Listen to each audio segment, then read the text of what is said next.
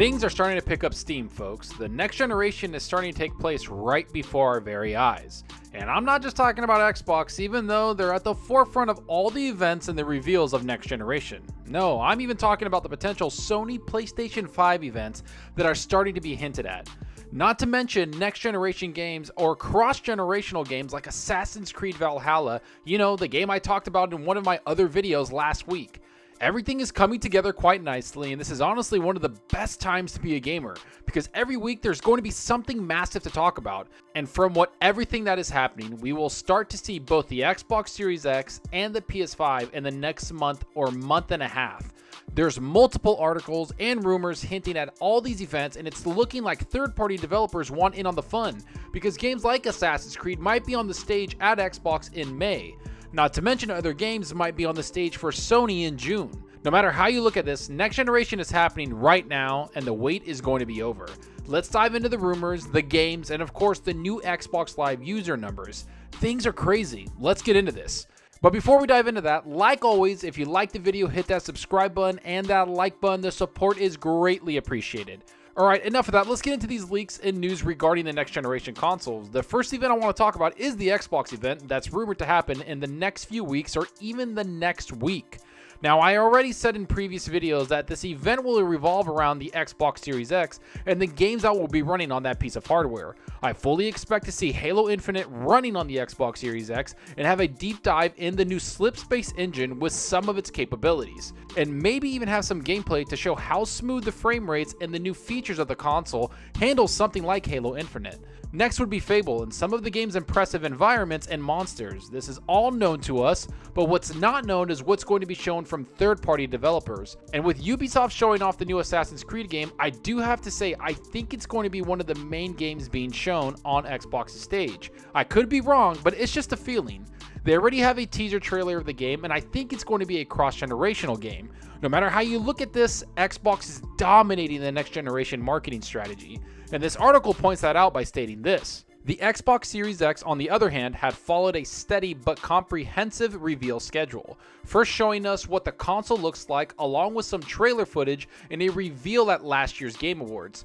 Microsoft has been dropping tidbits of information regularly, dominating the console news cycle.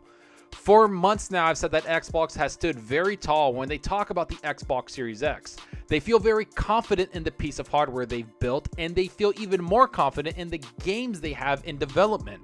Everything for the next couple of weeks points to Xbox concentrating on the games. And I'm extremely excited for that because while I love the hardware, I want to see what games they're playing. And I think Phil Spencer himself understands that. Phil Spencer says as much when he talks about the games that are about to be shown. Here's what he says on Twitter. Reviewed plans yesterday for continued sharing through launch. Team is doing great work and adapting.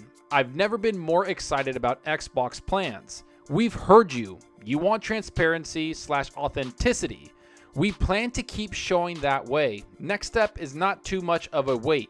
Games. Now that's confidence in your product. I truly feel that Phil Spencer knows he has some impressive games to show us. Not only games, but the tech behind the games is going to be impressive also.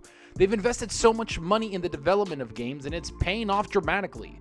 Not only are we about to get some of the biggest games Xbox has ever made shown to us in the next couple of months, but Xbox has grown dramatically in user base. Everything about the console's at an all-time high, and it's happening right before these massive events. Here's what the new user count for everything regarding Xbox. This is from Tom Warren, a great insider. Microsoft revealed some important new Xbox stats. Xbox Live has nearly 90 million monthly active users. Xbox Game Pass has more than 10 million subscribers. Project xCloud has hundreds of thousands of active users in preview. Wow! As you can see, this next generation is going to start off at a very high point for Xbox as a brand. They have the confidence of gamers again, they have the trust of developers, and it's looking like these numbers prove that. No matter how you cut it, Xbox is doing some of the best things in gaming we've ever seen. And these new events will show us just how much they've invested in gaming. Which brings me to Sony and their plans. I've voiced for months now that I want Sony to show us the PlayStation 5 and I want an event. Well, it's looking like we just might get that very soon. Here's what this article has to say about a potential PS5 event. However, PS5 might finally be in a position to fight back, as several leaks suggest the Sony team have big reveals lined up for us over the next 2 months.